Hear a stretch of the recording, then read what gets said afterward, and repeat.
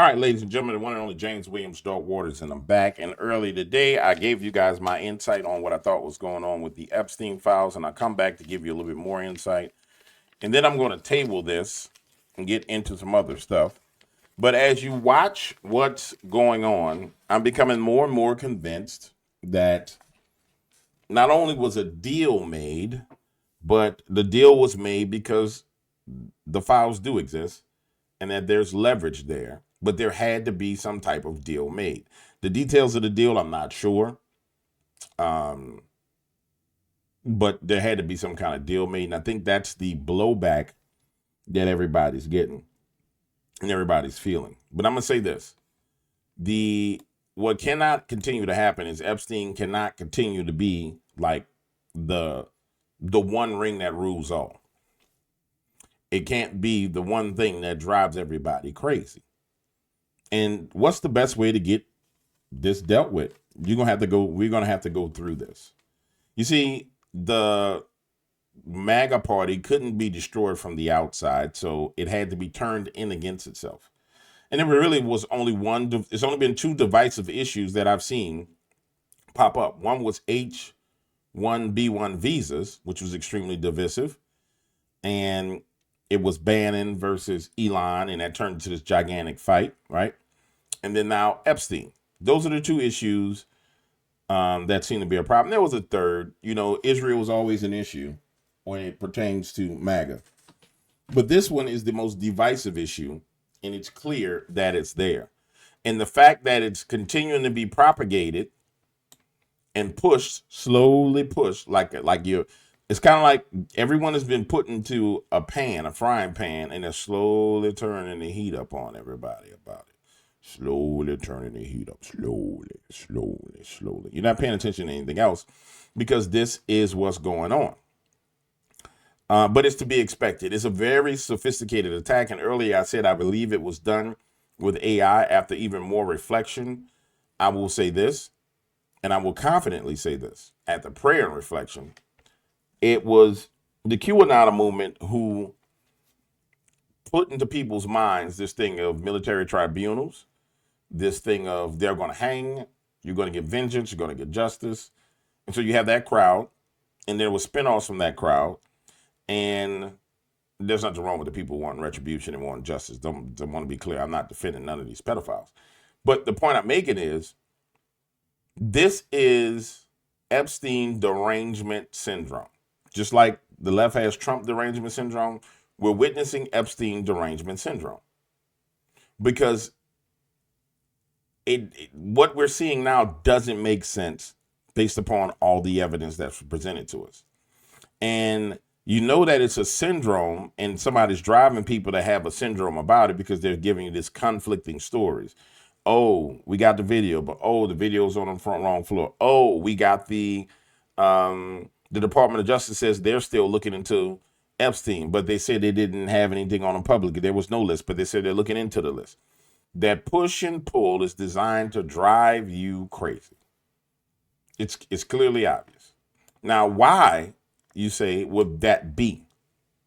And that was the thing that I was trying to articulate early, and I couldn't because there was not this mental clarity there because I hadn't gone through my midday prayer. And now the clarity is there. Why are you doing this? Because there had to be a deal made with the deep state. Now, making a deal with the deep state doesn't mean that deal is a permanent deal. It doesn't mean that it's permanent. But you notice, as soon as they said, hey, there's no Epstein files, they announced that Brennan and Comey are being investigated. And so to me, it seems like someone said, they said in the meeting, Trump said, okay. They said, well, Downer, you have this Epstein list on us. And clearly he's been using that list, which is why all the Democrat politicians look scared out of their mind. If you don't believe me, you can look at Ilhan Omar, and then the news coming about Ilhan Omar and her husband. And I think if you have a list of blackmail on people, it's not just going to be the stuff about the children. It's going to be files on them. Now, it's clear that he was a Mossad agent. I mean, it's clear because even Marjorie Taylor Greene came out and said that, he's a Mossad agent. And so what do we know about spy agents? They don't just compromise you, but they gather data on you. And the whole purpose of you going into that network is to be compromised, for data to be gathered on you. And I still personally believe that he has this leverage, Donald Trump, but you have to silence people on it. It's kind of like having the blacklist if you are Raymond Reddington. You know what I'm saying? The blacklist. You don't run around telling everybody, I got the blacklist. I got the blacklist. I got the blacklist. What do? You use it. I said this from day one. I believe he's using it. And what would bring everybody to the table is that information. That's what would bring everybody to the table. But how do you use the information is the issue, is the question. Do you bring those people in and bring them to heel and get what you want from them? One of the things you can't do is I'm sorry, guys, you can't give up the information. You can't just give it up to the public. We can't do that. That's if all of us had blackmail material on a powerful politician, we would defend that material.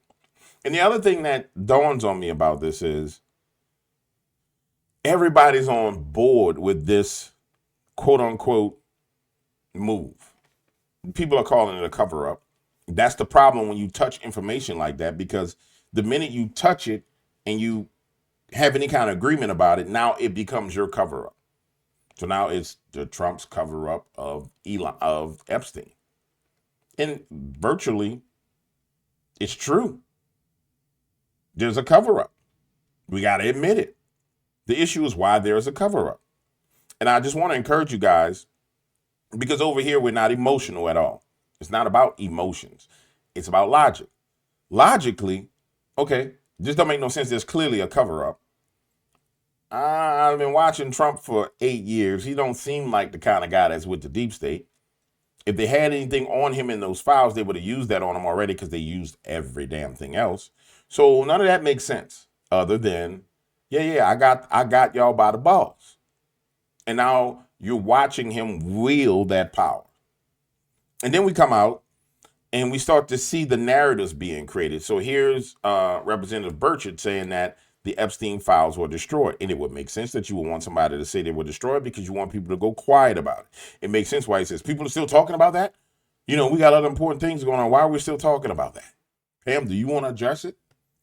And she just said some of the most stupidest stuff we've ever seen, right? We got the video, and there's always 1 minute missing from a video. Yeah. Because you're going to sound stupid. But notice, think about it. Cash Patel, Dan Bongino, two men who were stark defenders and said they're going to go in and they're going to get this information. Do you think that they would stay on board with a cover up unless they knew they didn't know it was a bigger agenda afoot? Do you think they would take all this heat? All these people take all this heat. Take this, because this is damaging to their reputations forever. You think they would take all this, every last one of them, take this type of heat, unless there was, with no reward in the end, if there was no goal in the end? I don't think so. I'm sorry. I just don't think so. And there'll be people saying, well, GW, he's compromised. You don't know that. I don't know that. I don't believe that the president is. I do believe that there's war within the deep state. I do believe that there's been misinformation. I do believe that it's either he has these files, and I'm leaning towards he has these files, or they played them. But the more you look at it, they gave up 2 sacrificial lambs. And then you notice Brennan and everybody else comes out speaking, defending themselves. But let me go ahead and do this. Chatty about that investigation than the one about Jeffrey Epstein. Yesterday, Trump dressed down a reporter for asking why the administration refuses to release any of the Epstein files and wants to move on from one of his biggest campaign promises. One Republican congressman predicted back in February that we'd never learn the truth about what really happened to the disgraced pedophile. What are we going to learn? Just today, the FBI found 1,400 new files. Now, I don't know, they're as crooked as a dog's leg, as we say in East Tennessee. I don't trust any of them. I don't think we're going to get, I don't know. No, just no. Congressman Tim Burchett of Tennessee, member of the House Oversight Accountability Committee, joins us now. The confident smile of a man who can say, "I told you so," is what I see on your face, sir.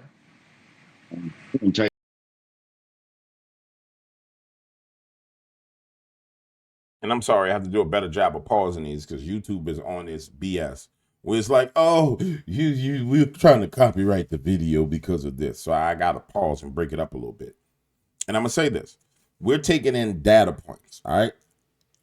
One of the things that everybody's done is they've made up their mind and they went with an emotional stand on it. So we got Tim Burchett coming out saying that, nope, the files were destroyed. Is that believable? Yes, that's believable. But it's believable for multiple reasons. It's believable because they knew that someone was coming for the files. But also, it's unbelievable because do you really destroy that kind of leverage? Do you really destroy that? If you had leverage on everybody, do you really destroy that? Hell no, you don't destroy that kind of leverage. I wouldn't. No. We fighting for this. But one of these narratives has to take hold. It's either got to be we're going to move past it or it's been destroyed. Saying it's destroyed helps you move past it. Why would you want to move past it? Because you want to use it for leverage. And I just let him finish. Take any pleasure in it. I want to bury those dirt bags, but I'm afraid I was right. I've seen too much of it. And every time they're supposed to release something, they never do, whether it be UFOs, JFK, RFK. It's the nature of the beast up here. Who are the dirtbags? I think your second, third level tier people that are in a lot of these departments that we never get to. You have staffers and things like that on the Capitol Hill that leak things, that stop important pieces of legislation. And I just feel like you've got to, I guess I'll write about it in my book if I live to tell that day. But I think the files existed at one time. I think they were destroyed in the previous administration. And I think if they'd ever had anything on Trump, it would have been out day one. Agreed. Under the Biden administration. And I think there's some very prominent people. There's Hollywood people, but I think there's world leaders too.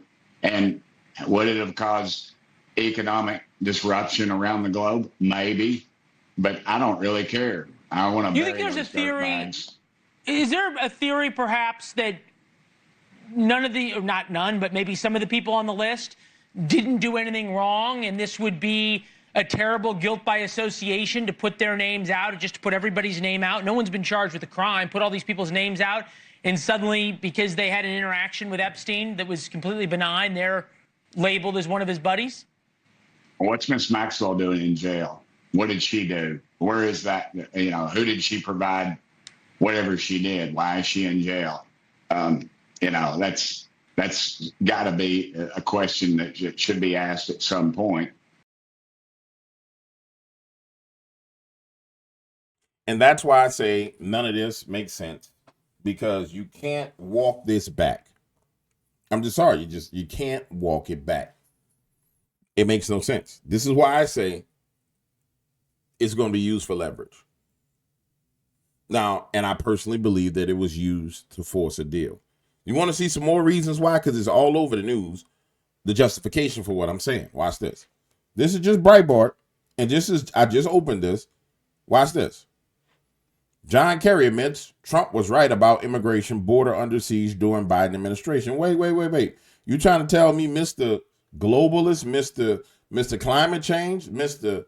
John Kerry, Mr. Deep State, Illuminati bloodline is coming out saying, hold on, Trump was right about something? Whoa, that's a change of heart. Holy crap. That's one change of heart. What's going on, ladies and gentlemen?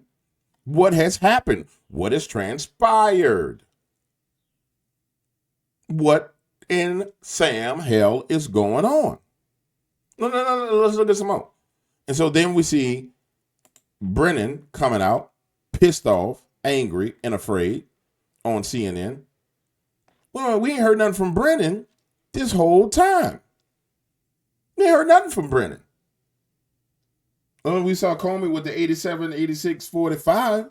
We ain't heard nothing from Mr. Brennan. All of a sudden, Mr. Brennan's coming out, marching out, almost like he don't have no protection. Almost like he has to come out and speak and be in public's eye to defend himself. Almost like Mr. Brennan knows there's a possibility he might get his head bust. We some head busters. We some head busters.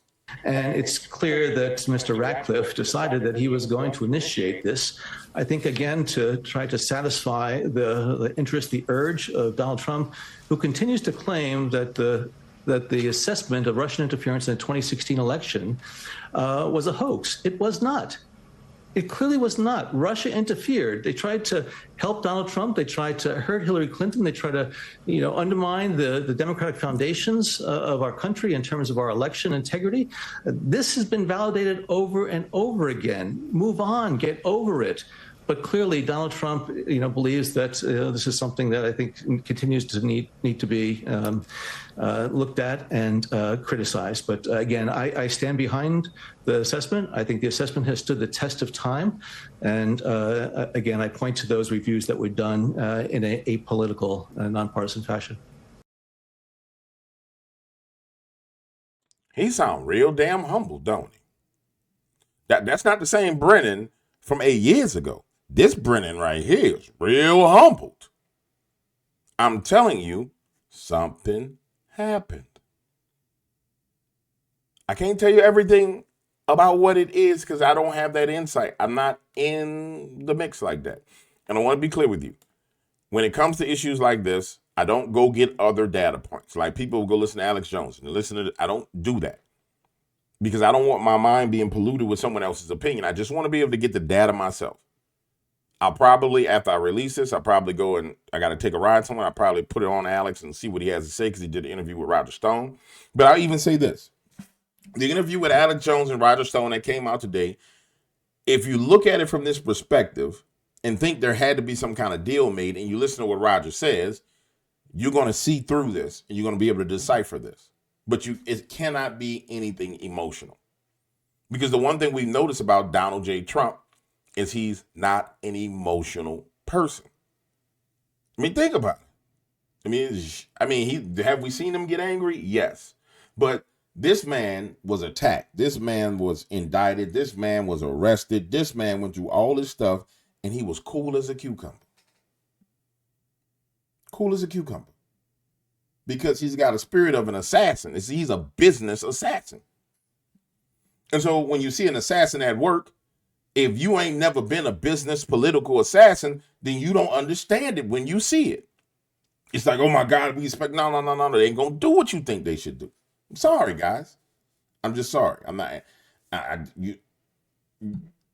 if I'm in his shoes and I got the leverage, I'm punishing you. If I'm in his shoes and the files have been destroyed, I'm ripping the Band-Aid off of it immediately.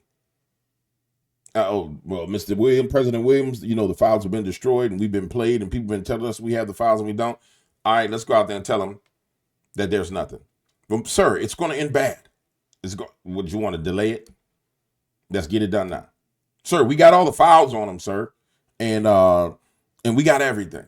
Which, remember, they went and raided the FBI office in New York to get the files. We know they recovered those files there. Well, sir, we got all the leverage. Okay, cool. I'm using it. But, sir, people that have an expectation that we're going to, we'll get to that later. Let's use it right now. Ring. Hello. Yeah. I just want you to know that I got you. And this is what we're going to do. A, B, C, D, E, F, G. Now, you can do it or you don't want to do it. Well, we need reassurances that you're not going to use those files. We need some kind of reassurances. What? I'll go out and tell people we don't have them. What? Yeah, I'll go out and tell people we don't have them. Well, if you do that, then we'll do this. And remember, there's higher ups higher than Comey and Brennan.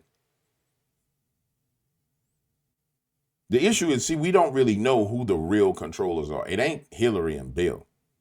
I'm sorry, it's not. In my opinion, it's them damn 5-star generals that's been there from administration, one by one by one by one by one by one by one by one. That's the permanent deep state that have access to all the advanced technology, that have control over all that stuff. I'm sorry, that's just what I think. All right, guys, I'll be back in another hour with another video. Not another hour, in a couple hours, another video for you. And I'll see y'all in a late night stream.